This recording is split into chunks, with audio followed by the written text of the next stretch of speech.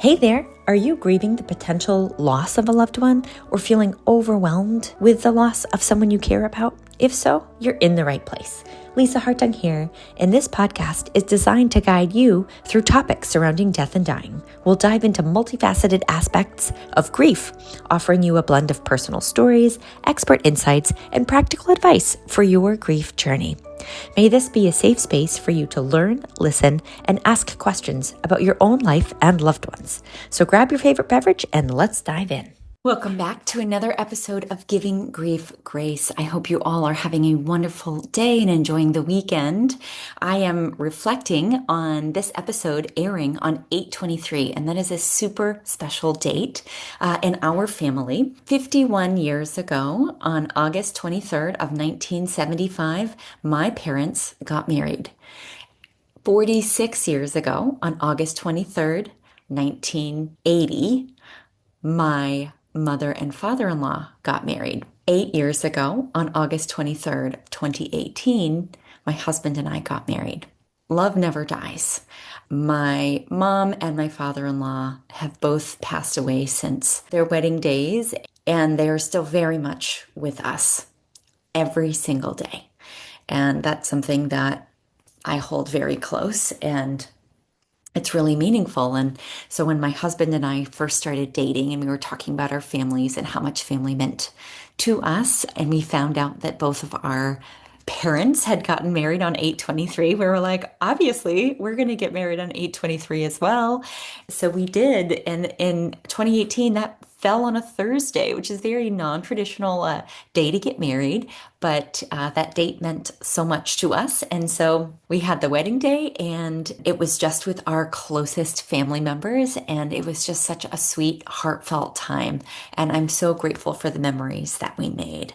And so I wanted to open up that love is with us, and love has no end. It's with us all the time. And so I'm sending so much love to you. This episode is one that is a little heavy, and so I wanted to give you a spark of joy ahead of diving into what it's like when you first get that call that your parent has a terminal diagnosis. And this was a lot for me. And so thank you for being here for the journey, and I'm here for you as well. So you can send me a DM on Instagram, Giving Grief Grace, or on Facebook. You can also email hello@lisahartung.com. Please share your story, and I'm going to sit with you and be here and support you. That's the whole reason behind this. So let's be in community, and I hope that you have a wonderful week ahead. Welcome back to another episode of Giving Grief Grace. I hope that you're having a lovely day. I am popping on to say hello and just to bring you into what to do. This is coming up personally for me, and I think that it's important to bring you along on this journey. The whole idea of this podcast is that it's for parents who are raising their children while also caring for their ill parents. I wanted to bring you on this journey. Last week, I shared about some news that we got about my dad, and we weren't quite sure where things landed or would land. And this week, we've gotten some more clarity. You know, the end, it's not tomorrow, but he does have some health concerns that we need to be really mindful of, and we need to start planning ahead for next steps. And so one thing that is really important if you're also going through this is to first really be with the person, be with your loved one when they get the news, and sit with that. It's okay to feel all the emotions, and it's okay to say, I love you. I can't do this without you. And talk about your favorite things that you did with them. And one thing I asked my dad was, what's on your bucket list? And what memories can we make now? And so I think that that is something that's so special. You have today. You can make a difference today. There will come a time when there's logistics. That's something that as a doer, I'm like, okay, well, we need to sell the house. You know, we need to downsize. I need to move back to Maine to care for you.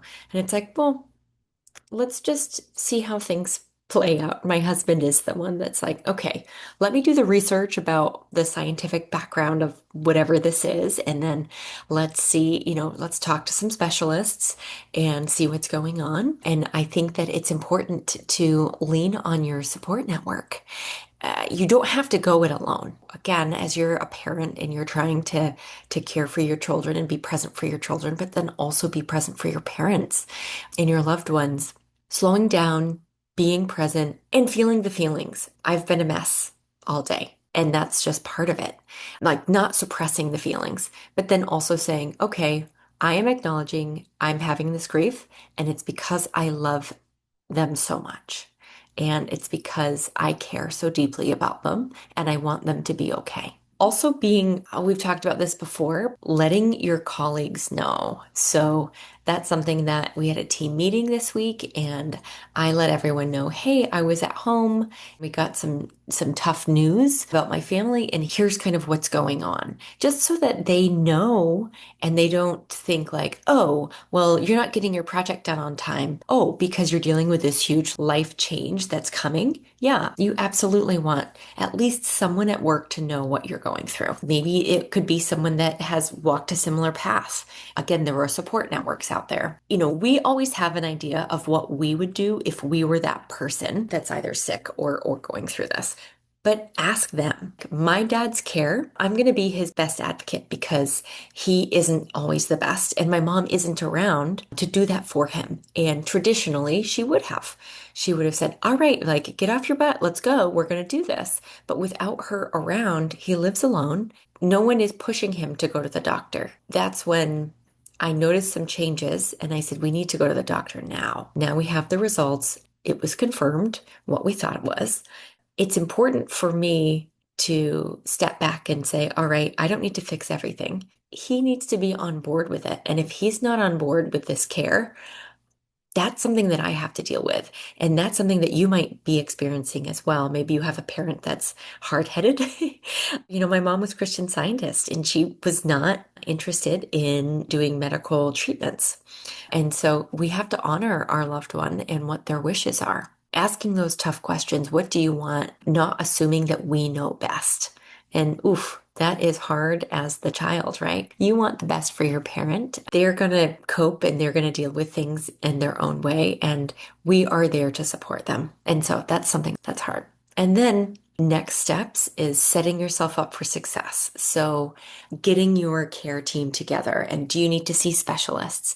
And if so, can you get in there? Is there someone that lives nearby if you don't live close by that can kind of be your advocate, be your set of ears and eyes to say, hey, if you see something, let me know. Or hey, if you hear of something, or if they are exhibiting weird behavior, please let me know because they're not going to tell me directly. So working with the care team, one thing that was really important was to get me on my dad's health information. If you're not the health power of attorney for your parent, that's also something that's really important to make sure that someone they love is overseeing with their best interest in mind, their long-term care.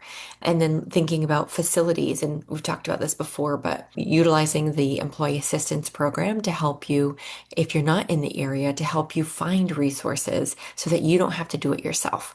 Or maybe your parent has some friends and using your network and the friends to kind of help support. And if your parent is living alone, then is there someone that can come and just check in on them? Or can there be a couple different people that are checking in on a couple different angles? There's a lot of things happening. And then thinking about cleaning up the house and downsizing, really getting clear on what expectations are, writing the will and making sure that the will is notarized and fully documented, making sure that you are on bank accounts. So after my mom died, we replaced my mom's name on all of my dad's bank accounts with me so that we would both be able to access them in case anything were to happen. It's really important to get your affairs in order in that way. Little by little, though, it doesn't have to be done overnight. And know that if your parent dies suddenly, it will feel like you want to do it overnight, but some of these things take time. And so it's good to set these up in advance if you can and have those conversations. What do you want to do? What do you want your legacy to be? When I got the call today, I said, okay, Daddy, how are you going to show up after you pass? And he said he would be a turtle. And that's my favorite animal. So he said, I don't like people. And I don't exercise much. So if I don't like people, I could just go into my shell. And I said, okay, yeah, I can see that. And that's, it's a special thing. So something to think about, right? Is asking questions of like, how will you let me know that you're okay? And again, this is not tomorrow for my dad. This is down the road. Obviously, it's very new. And so it's a lot, and it's okay to feel these feelings instead of just jumping into the doing. So that's my words of wisdom for the day. I hope that if you are also going through this, I'm here with you. Feel free to DM me if you just need a little pick me up, or if you're like, yeah, I'm going through this too. Let's do it together. It's not fun. It is nice to know that you are going along it with someone else. And if you are someone in your 30s and 40s who are parentless, interested to hear your perspective as well, please reach out. I will be having some upcoming podcast interviews with some other fantastic people. So I'm really excited about those coming up as we enter into the fall. Know that I'm thinking of you, and thank you all so much for your love and support on this journey. I want to be honest with you and how things are going, and we're all here together to support one another. So thank you so much. I'm wishing you a wonderful day ahead. We have today. So tell your loved ones you love them so much and give them an extra hug. And we'll see you next week. Have a good one. Thanks so much for listening to this week's episode of Giving Grief Grace. It would be such a gift if you could share this episode with someone and brighten their day. You never know what will happen. Subscribe to get a weekly dose of positivity, and while you're at it, please leave a review. May you be kind to yourself in the week ahead and give yourself grace. Thank you so much for listening, and we'll see you next week.